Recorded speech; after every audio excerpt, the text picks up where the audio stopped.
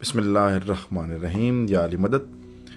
حضرت علی علیہ السلام کی ظاہری خلافت میں آپ نے اپنے یمن کے نمائندے کو ایک خط لکھا اور اس خط میں عوام کے ساتھ عدل و انصاف کرنے کی تلقین کی، اور خط کے آخر میں لکھا کہ اپنے 10 بہترین افراد کو ایک خاص کام کے لیے میری طرف بھیجو۔ اس نے 100 افراد کو منتخب کیا اور ان 100 افراد میں سے پھر اس نے 10 افراد کو منتخب کیا جو ان 100 افراد میں سے افضل اور بہترین تھے، اور ان 10 لوگوں میں عبد الرحمن ابن ملجم مرادی بھی شامل تھا۔ جب یہ لوگ حضرت علی علیہ السلام کے پاس پہنچے تو عبد الرحمن ابن ملجم ان سب میں سب سے فصیح و بلیغ اور بہادر تھا۔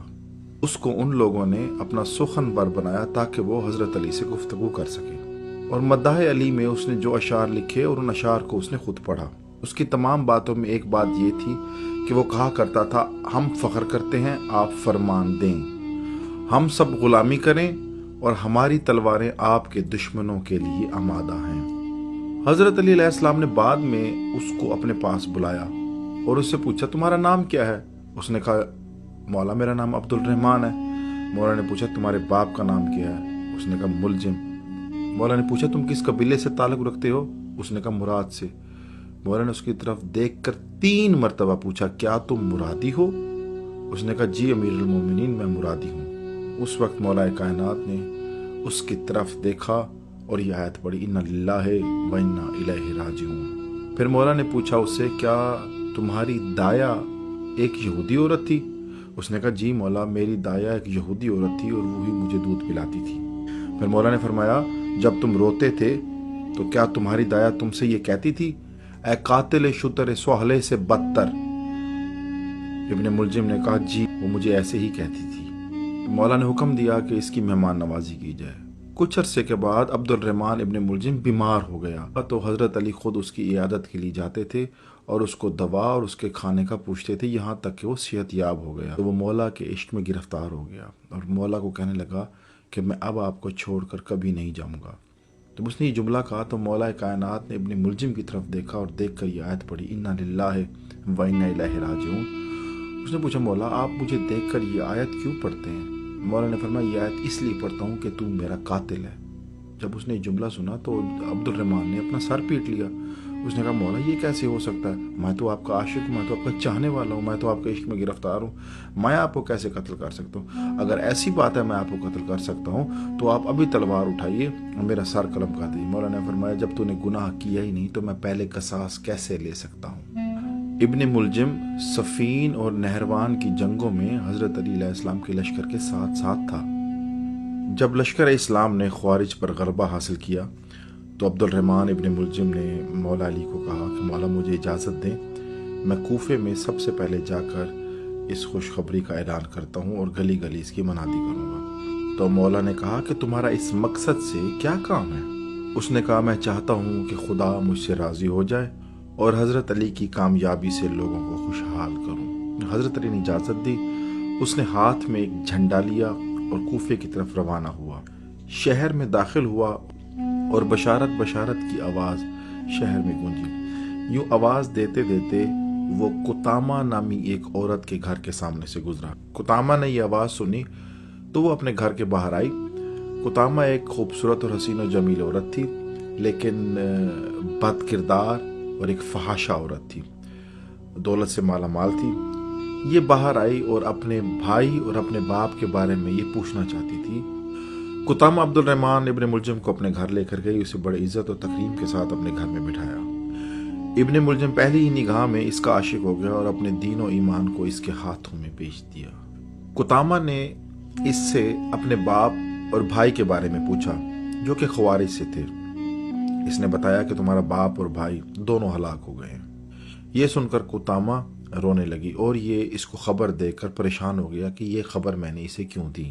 قطامہ تھوڑی دیر کے بعد اٹھی، اپنے کمرے میں گئی، اپنے آپ کو آرائش و زیور سے آراستہ کیا، اور جب کمرے سے باہر آئی، ابن ملجم کی نظر جب قطامہ پر پڑی تو اس کو دیکھ کر ابن ملجم کا دل لرز گیا اور ابن ملجم شہوت نفسانی میں اسیر ہو گیا اور اپنے اختیار کو اپنے ہی ہاتھوں سے دے بیٹھا اور قطامہ سے خواستگاری کی خواہش ظاہر کی۔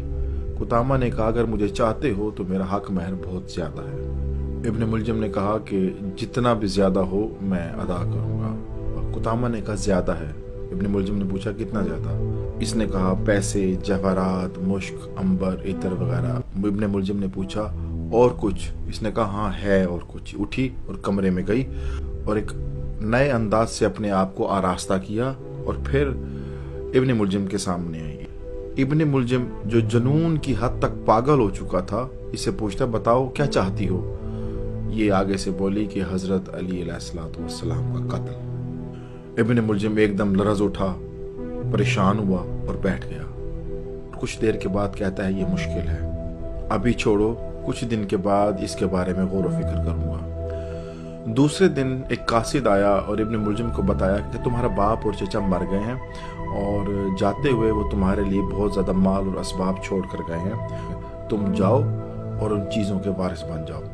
یہ سن کر یہ بہت خوش ہوا۔